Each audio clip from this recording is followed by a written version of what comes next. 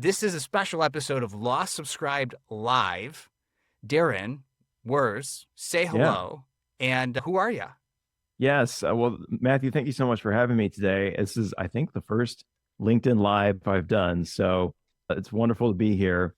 A little bit about me. I serve as Chief Wealth Counsel to law firm owners across the country, managing partner at Wurz Financial Services.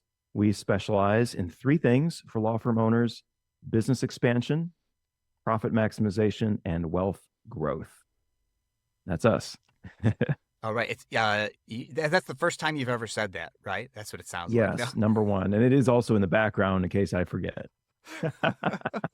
Well, I mean, it's just always great to have on the podcast, whether it's on the pod or one of these LinkedIn Lives, just a business owner who's got their pitch down. Because, most of my listeners are current or aspiring solo small law firm owners that are sick of billing by the hour. And for me in particular, the way for me to learn how to pitch the firm was to get out there and do it.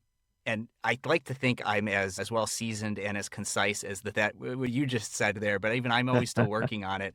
So you said what you're all about, but let's get into a little bit of a background here on you. And, Sure. Slight spoiler alert for folks who tune in and they know what the podcast niche is about. We're going to get into that. But before we even get to your current business model for what you're doing and how you're helping lawyers, how did you get to where you are today? Oh yeah. Well, it's been a long journey. I started in as a normal financial advisor, I guess. The long story is that I initially started out as a teacher. My whole family has been financial advisors. My grandfather was a financial advisor with New York Life. Dad was a financial advisor, went independent. So he was kind of the first, independent financial advisor. And then he wanted me to come in, his footsteps and follow in the business. But if, being young and wanting to do my own thing, I wanted to go and be a teacher. Yeah. So I did that. It was extraordinarily fun, but also really, really challenging. I found that I really am an entrepreneurial person, and teaching just didn't satisfy that entrepreneurial nature for me. So I wanted to get out and create a business. And so I was in Cincinnati. I started out on my own as a independent financial advisor. I got signed up through a broker dealer, and it's like, boom, that's it. Here you are. You're a financial advisor. I took my tests. I got my licenses. I did study for my CFP. So I was working on that and also working on a master's degree in financial planning when I was getting started. But I was under the grand illusion that it would be very easy to start a business and get clients. And so, I quit my job of teaching after, the school year ended. I was like, okay, I'm going to have, 2 months of income still from teaching, and I'll have kind of a runway to get my business started, and then we'll be off to the races. Well, it wasn't that easy. I found out that it was actually a lot more difficult and took a lot longer to get started. But so I can commiserate with law firm owners who've, kind of launched into starting a law firm, maybe out of necessity, or maybe out of just wanting to have more of that time freedom, and then found out, whoa, this is a little bit more than I signed up for. and for the law firm owners, I mean, we have a monopoly on legal services. Like, that journey sounds very similar for a lot of attorneys who hang their own shingle, to use a really old phrase that, like, if you tell anybody in the regular public, they'll be like, shingle? What are you talking about? You have shingles? Right. Like, no, that's a different kind of a thing. But like everything you just said, plus we have our license grants us a monopoly in practicing law. So we think, but of course I will open up my law firm and clients will come to me. They'll just come, right?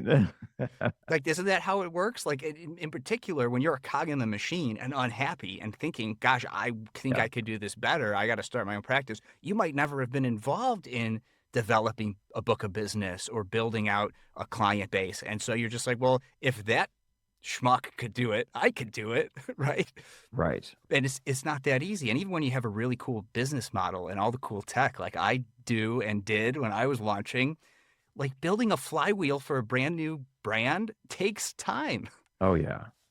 And you have no idea where your business is going and what it's going to evolve to at that point. And financial services is very much like legal in that there are some things, there's been a lot of progress and a lot of evolution, but there are some antediluvian ways of doing things that still exist. And I started in that world. And by the way, I didn't start with any tech. I had a legal pad and an Excel spreadsheet, and that was my CRM, right? So I started as a commission-based financial advisor. I will admit that. I admit it, right? But that was the easiest way to get into the business. It's not very easy to get into the business any other way. If you want to be a fee-based advisor, you need to have a book of business. You need to have a client base that's going to be paying you. Commission-based way to get started is easy because, you sell an investment product, you get paid. Boom. That's easy way to get started. Like I said, I was doing my CFP training. So I was learning, and I was doing it through a master's program at Golden Gate University. So I was learning from some of the top people in the financial planning world, Dave Yeski and other folks that are really big names.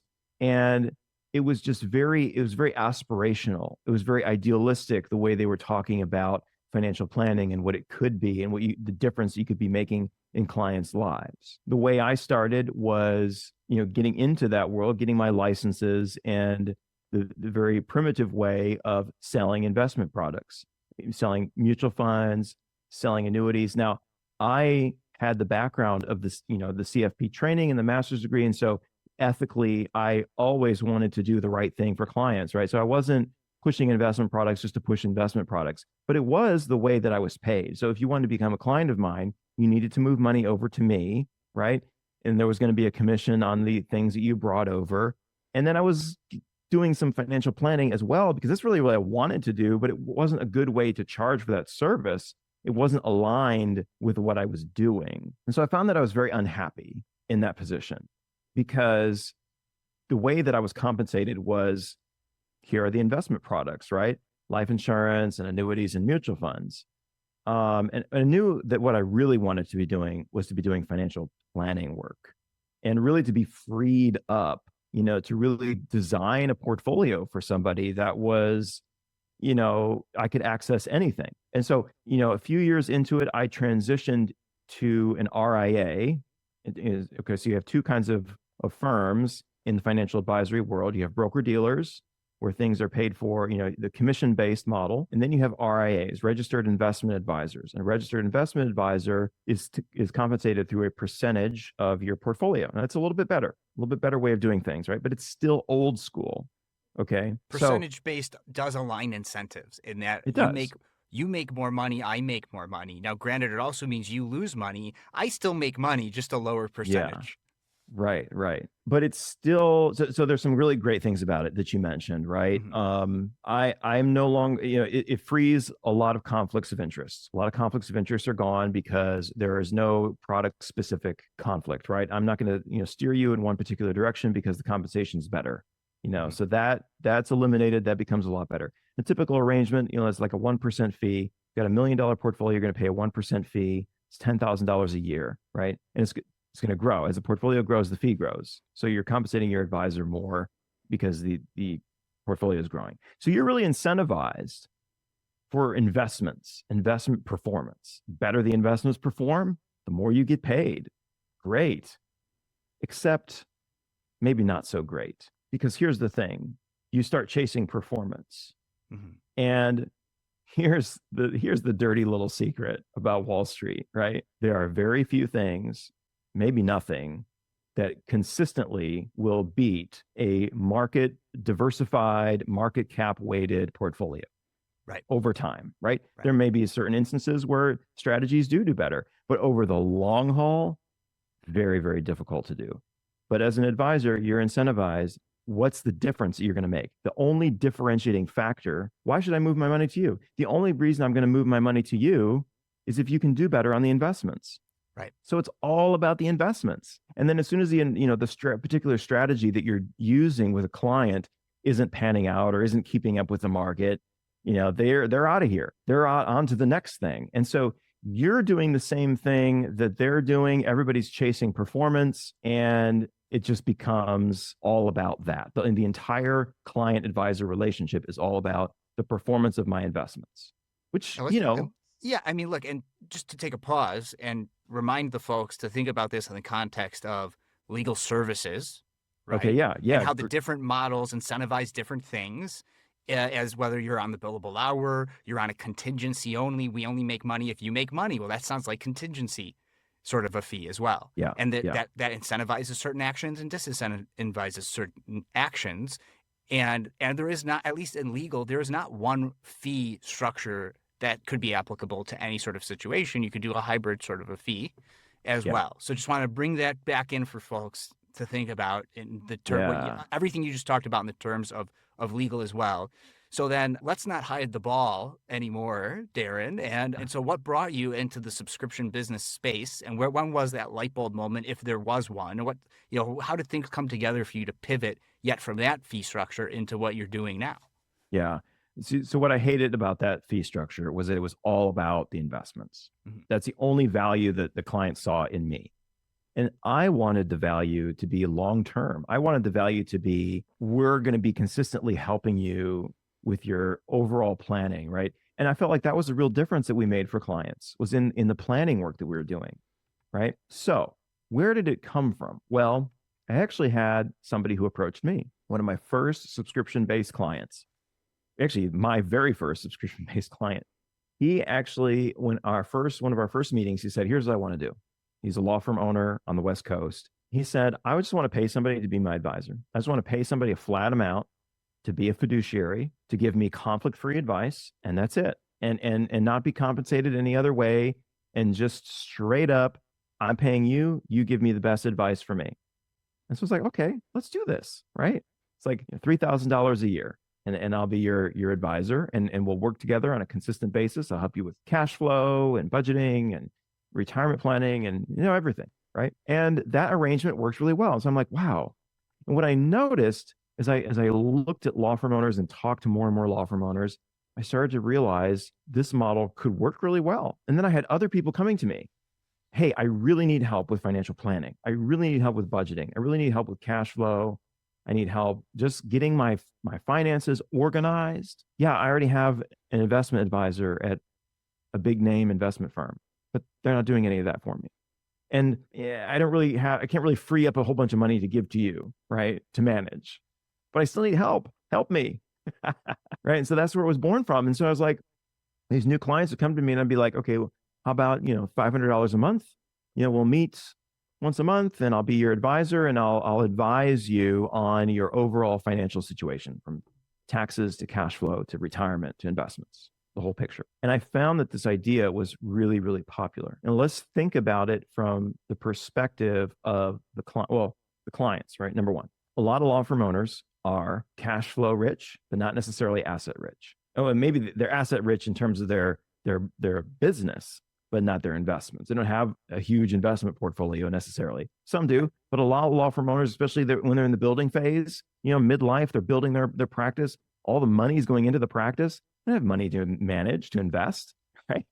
You're pouring your money into your practice. I mean, so let's just call this out. Like, you're the first person, and I talk to a lot. I've had people who do kind of similar things ancillary to what you do. Some overlap.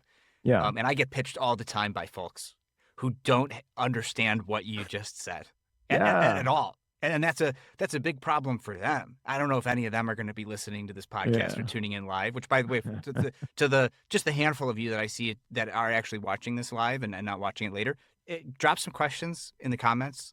And folks, even if you're watching this later, put questions in the comments. Darren and I will be happy to answer them, asynchronously later on too. But in particular, you can get actual verbal live questions answered if you happen to be attending live.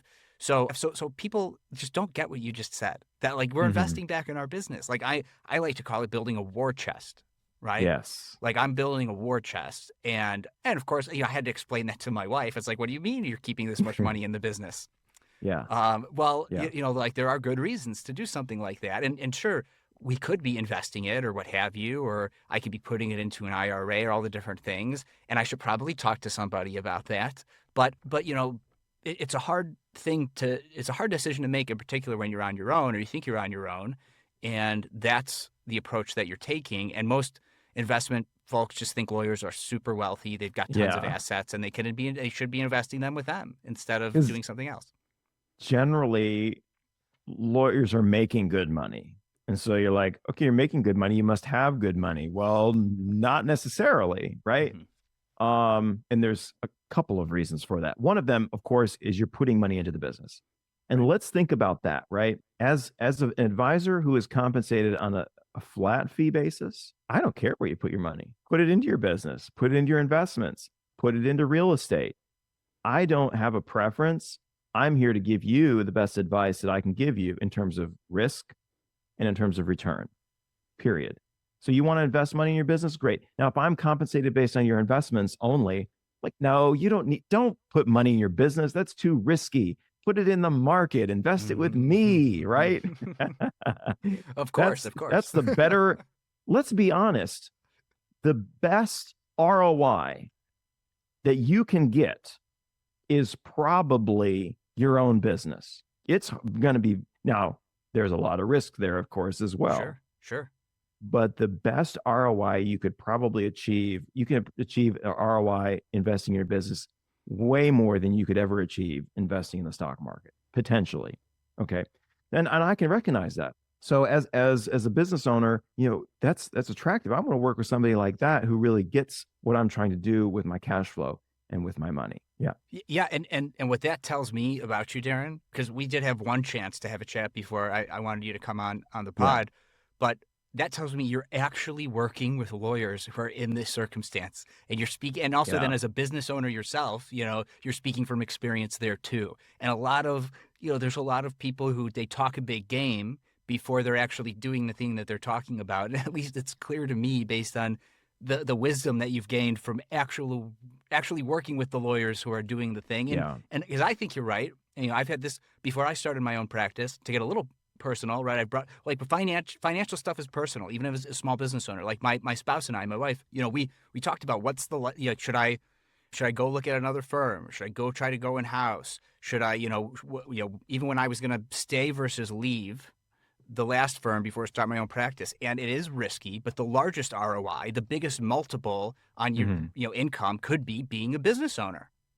And that's just something that, like you said, like if you're only paid a certain way, even if that's true, you're still financially incentivized to do certain things for your clients, which clearly you're not in that position. Now, also, it's in the background, it's on your shirt.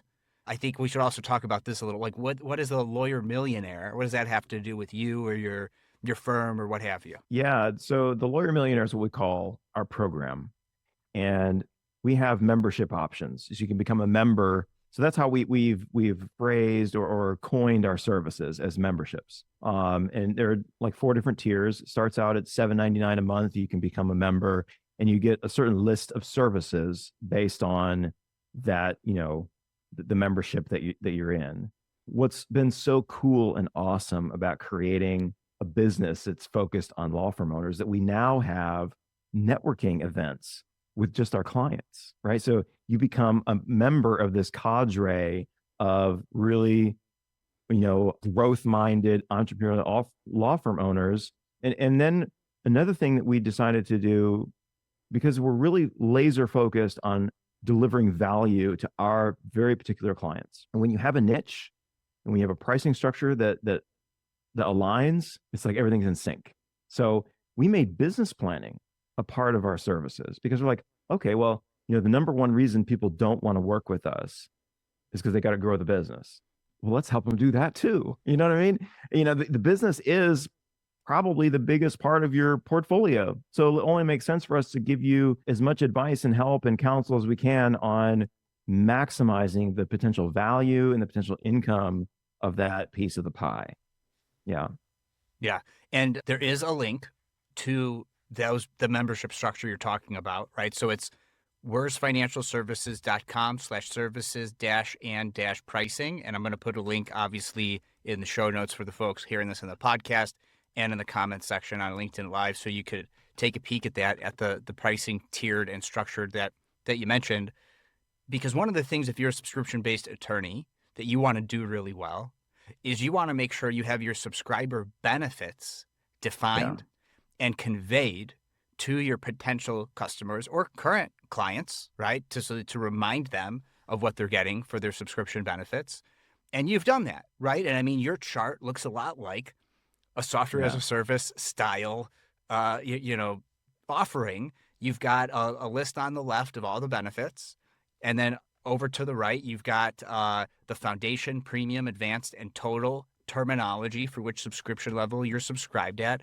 How often are the meetings? And you get little checks next to you get this for this level, you get Yeah. this for that level, right? So, like, is that what you were doing? You were just looking at other subscription based businesses out in the market and Yeah. how they do that? Is that, yeah, like, how did you adapt to that? 100%. Okay. 100%. Yeah. It was just looking at like how other people have structured these things. And then we do what's called value stacking. So we're always thinking about what new areas of value can we just add in here? Like just stacking in new benefits. We're always innovating. We're always thinking about how we can be better serving our clients. And it was always very difficult under the investment fee model because it's like, okay, does the client with a $2 million portfolio get more services than the client with a $1 million portfolio? And what if they take money out? Does that mean they go down a tier? You know what I mean? It's like, how do we align, the compensation with what they're receiving? Now it's simple, right? Pay X, you get Y and Z, right? Very much aligned. And so how do you handle it then? Because I mean, I'm a month-to-month subscription-based Yeah. attorney, right? So month-to-month. Now, that's sort of the nature of the type of work that I'm doing for the clients, my target market, all that stuff. I know lawyers who require 3-month minimums, 6-month minimums, 1 year. Well, they might have an annual subscription, right? So it's just an annual subscription. So how do you handle that kind of a thing? Yeah. So it's month to month.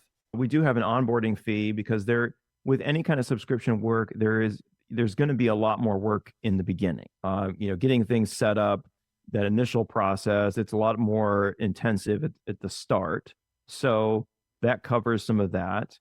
And then what we do is we offer a discount. If you want to lock in, 12 months, we can give you a 10% discount. So that's an option because it's great for us. We believe firmly that you get the most benefit out of our program when you're engaged, involved, and when you do it over, at least a 12-month period, hopefully a couple of years at least. But you're, welcome to come and go. You want to do it for a little while, then you want to take a break, you want to come back, whatever, right? People love that flexibility. I like subscription models that I can cancel whenever. It weirds me out when people require a certain commitment. You know what I mean? Yeah. I mean, I think that's fantastic, right? Because that is, and I say the same thing, right? Like, I've priced my model and designed my model around if I was a subscriber. Like, Yeah. I liked being able to binge watch shows and then unsubscribe and then resubscribe until I was sick of that and I just stay subscribed, right? Yeah. Yeah. And that also means that there's alignment with the value then at that point if you stay subscribed, right? And if you were Mhm. able to test it out and leave and come back and leave, well, boomerang clients eventually just stay clients Mhm. if they keep Mhm. finding value to come back. And maybe for them, were not subscribed at the right level or something like that, right? Like, the Yeah. offering didn't make sense necessarily. So you can't customize everything for one client or another. But something else that you said I think is really important is, I also talk about a lot on the podcast. Pure subscription is great. I don't just offer pure subscriptions, right? So, like, having that subscription plus fixed fee element, like there's an onboarding fee, like for litigation. Now, you can't Yeah. necessarily do month to month with litigation. The court's got to let you out. There's other, there's things around that they do get a little complicated, but it could be sorted Yeah. out if you talk about it with your client in the beginning. But what I've always suggested for litigators is, yeah, you got to do subscription and fixed fee hybrid fee model because just like what you said, so you're onboarding a client, if a litigator's taking on a client, you're either drafting or responding to the complaint, drafting or responding to and propounding discovery regardless, right? Like, there's all this work right in the beginning that happens right in the beginning. So the Yeah. same way that you found success doing a subscription, but there is this initiation fee, people call it different things. Lawyers, you could do that too if you want to do the subscription thing and you're in litigation. I think that's a really good opportunity for that. Also, potentially estate planning, another sort of one and done style work where there's Mhm. maintenance. There's maintenance going on. So that Yeah. you're finding success within the financial space, I think is important for lawyers who are thinking, well, I can't just do pure subscription because there's too much work in the beginning. Well, there you go. You just heard Darren, what he's doing to take care of that. And then that all becomes a negotiating point, right? So, if you get started by the end of the month, I can offer you a discount on the onboarding fee or whatever. So then you have points of leverage to be able to, encourage people to come on board. I think we need to also think about this in terms of of the benefits to the client. You mentioned estate planning. Let's just use that example, right? How many people do an estate plan and then forget about it for 10, 15, 20 years? If you have a subscription and then people are being reminded, hey, it's time for your estate planning review, this is an incredible benefit to the client. To really be able to keep that plan up to date over time. I think that's really, really critical. Yeah. Do you think, you mentioned that you were teaching at one point, do you think that part of the reason why you like this model is you're able to like teach and educate about the financial stuff around a business or finances or other things? Like, have you found a way to bring in your teaching background, and the subscription model really works? Does it lend itself to that? It does. All the work that we do is educational. We're constantly educating our clients. In fact, I just commented on a good friend of mine had a post about, I forget what the post was about, but in my comment, I wrote, when you have a flat fee or a subscription fee model, then it like frees you up, because you're like freed up. Like, now we want to educate and empower our clients. It's not like task work, like, hourly work. It's like, okay, you're a client. Now you have a partnership. You're a part of this thing, this family. Like, you're a part of our community, and we want to empower and engage and educate you around as much as we can, and really help you become a better investor, develop better financial behaviors. So it's really better for the client that way. And I get a lot of enjoyment out of that educational piece. I also do a lot of speaking engagements, so that gives me an opportunity to get up and speak and educate. I'll tell you, one of my favorite things to educate law firm owners about is about thinking about their business as an asset. Think about their law firm as a business in the first place. Right. And then thinking long term about it as an asset that you might sell one day. Even if you're young, even if you're in your 30s and running a law firm, think about this thing. You are putting money into this asset. It's going to grow in value. Constantly be thinking about how you can grow the value of this thing to eventually be able to harvest that value. It may not be selling it. It might be selling a part of it, right? It might be selling it in pieces as you elevate people to partnership status. It might be continuing to generate income for you after you are maybe semi-retired. But here's the critical piece, and why I bring this up. One of the top drivers of value for any kind of business is a recurring revenue model. Hey. Yes. Yeah. If you have a recurring revenue model, that is a tremendous value. That makes your business extremely attractive to a potential buyer. Yeah. And, podcasts like mine and other sort of places, and I try to get on as many podcasts as I can to help spread that message to lawyers. Yeah. And that's usually for me a footnote, because like what I'm trying to do is a lot of things, but I think it's an important thing to mention, and I'm really glad you brought it up. As we start to like wrap up our conversation here, I do want to let folks know that Darren has a podcast, if you haven't heard it already, The Lawyer Millionaire. You may hear my dulcet tones deep diving on this exact topic Darren just mentioned. You will. In the near future. But there's a lot of other great content out there for you on that podcast already. It's going to be one of those ones. Go through the backlog, find some episode titles that appeal to you, and add them to your queue. But in particular, subscribe, because you're going to hear me deep dive on that topic with Darren in the near future. You said something I think I just also want to highlight, and I could also go over the top of the hour if you have some time. Otherwise, let me know. Yeah, we'll wrap it up. So what I heard you say was it opens you up, it frees you up to do other value creation things that somebody, and what I was thinking in my experience is it frees you up to do more than just what would be the one thing they hire you for. Yes. Like, nobody wants to pay a lawyer their billable hour rate for non-legal specific things. Right. Not going to happen. But because I'm on subscription with my clients, I could talk about pricing. I could talk about product, which I love, right? Yeah. I'm an entrepreneur myself, but I represent a lot of small business owners and entrepreneurs. And so I could bring in, lessons from those experiences to this new business owner, right? They hire me to help them set up a business, get their operating agreement, contracts, all that stuff. But I help them with all these other things too, because exactly what you just said, right? I'm freed up to do these other things. It creates more value. It adds to that value stack, and it encourages that they stay subscribed. Right. Yeah, I was just going to say that's the value stacking, right? That's the adding in. That's like why we added in business planning and went through business training ourselves, right? So it's all about innovating and thinking about what do my clients really need and how can I align my services with those things that they really need? And what are the ancillary or auxiliary things that are not legal specific, but could be very, very beneficial to them? Business is a great one. There are so many things that business owners are looking for and need help with other than just drafting those documents to get started, right? They need help figuring out how they should set up their banking and how they should they run payroll? And I mean, there's just so many things to think about. Yeah, Yeah. yeah.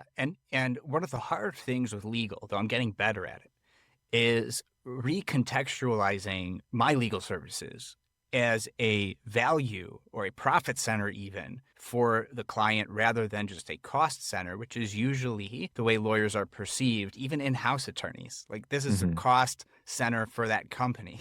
Outside counsel, hiring a lawyer, it just costs us money. It's not making us any money. We only do it when we have no other choice, right? And so like I found some ways, and that's a whole episode worth of content right there. But for you though, I have to imagine being in the space that you're in, like after a few months, you could show how your advice saved them a bunch of money, made them a bunch of money, right? I think, I mean, tell me if I'm wrong. And if I'm right, like, give me some examples without revealing, law firm information of like, yes, like, see here, we did this thing, and like just the interest on this savings account that you'd ever had before as a business owner or whatever. Like what are some examples like that, like where your advice, yes, they're paying you $700 or $800 a month or more, but like you've saved them more than $800 a month. Like once you hit like that sweet spot, and then do you have a customer or a client for life at that point? I think so. I mean, let me give you like 3 examples. Tax planning is always a quick win because we can identify right off the bat areas where you can save tens of thousands of dollars. I mean, just very, very quickly, because not a lot of people are doing tax planning. Even everybody has, a CPA, they're prepping the taxes, great. But usually it's just, hey, here, sign here, your taxes are done, right? We're doing proactive tax planning throughout the year. Like, let's look at last year's taxes, let's project next year's taxes, and then let's look specifically at where we can save money. I worked with one client recently whose CPA mistakenly thought that he did not qualify for the QBI because he was a law firm. Well, it just so happened that his income was low enough to be under the threshold. He still qualified, even though he's an SSTB, specialized service, something like that. And so I was like, okay, yes, huge win for you. And the $60,000 you could have saved right here. Another one is, your emergency fund. If I'm we would go back to the right. If I'm an investment oriented advisor who's paid based on investments, I don't want you to put money in an emergency fund. No, put it in the market. What you need an emergency fund for? You know what I mean? But if I am a flat fee planner, I want you to have your emergency fund so that you will be financially stable. So we get those things set up and we make sure that they're put in high yield accounts. So one law firm owner in New Jersey, I helped him create an emergency fund for his business. By the way, your business needs liquidity. Your business needs an emergency fund. And we put it in a 5% yielding money market. And then we set up an account for himself personally. Now he's got, $140,000 in liquid reserves earning 5% a year. Hallelujah. Right. Right. And another one is not just like, having a cash flow system, right? I'm not necessarily making you more money, but I'm helping you establish the right procedures and the right workflows and the right behaviors that you can actually stop accruing more credit card debt and start accruing savings. And so I had one client I reached out to recently. I'm like, wow, doesn't it feel great that when you came to me, you were struggling to pay off credit cards all the time, and now you have $90,000 in your emergency fund, and you're solid, right? And you haven't had to dip into it because you now have a cash flow system, right? What a great place to be. That makes me think though that like I treat my business finances a lot like I treat my personal finances, and that I track everything. Like I 100%. I track everything. And because of that, like I'm in a good situation. So like when I hear what you just said about that, I'm thinking like, okay, you helped get their law firm finances in order. But how about their personal life? Because they're probably doing the same thing in their personal life too. Like, do you ever cross over that threshold, or we're just the business people? Oh yeah, both. In fact, personal is usually our major focus. Okay. And we apply those same principles in both areas. And both are very, very interrelated. So when we do tax planning, we're looking at your personal taxes and your business taxes. And a lot of people ask me, well, Do you do business tax planning? Well, the two are really the same. I can't do personal tax planning without doing business tax planning because your LLC is a flow through to your personal taxes. So I got to look at both. I need to help you with both. And, cash flow, so we have a program, we have a software that we set people up on and provide to track their income and their expenses on the personal side. And then we have software for the business side as well. A lot of the same financial disciplines apply in both arenas. Liquidity on the business side, on the personal side, budgeting and cash flow, both in the business world and personally. Many of your listeners may have heard of Profit First. We apply those principles, and help people implement those on the business side, but also on the personal side. Let's implement Profit First for your personal finances. Absolutely. Yeah. And I will say, for those tuning in live or watching this within like a week of us recording this, my most recent episode is with a Profit First person, Rocky Lalvani. So awesome. And that was the first time people have brought up Profit First before, but I wanted to do an episode dedicated to it. So the most recent episode on Law Subscribed, around the time this is going live, is we have that Profit First deep dive conversation, which is definitely worth doing. And good to know that you're applying those kind of methodologies. Well, with that, I will start to wrap us up here, Darren. I think it's been great. I knew the time was going to disappear with you, another subscription business owner using the subscription model. But any last final takeaways, give me you've already given me some great clippable stuff, by the way. Clearly a seasoned content creator.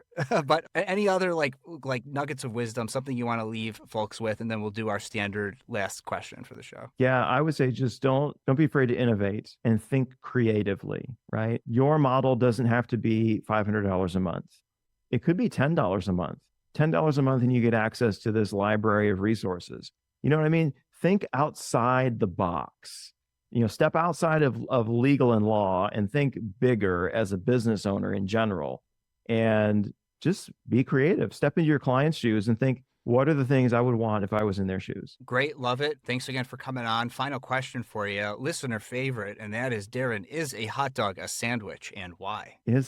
No, because hot dogs should not be eaten by human beings. That's just my opinion.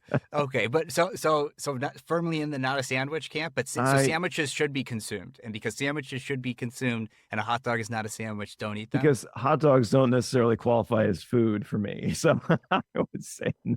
Okay, so then, I mean, that's what I'm saying. By extension, a sandwich, if it's a sandwich, it is human food. It should be edible. Yes.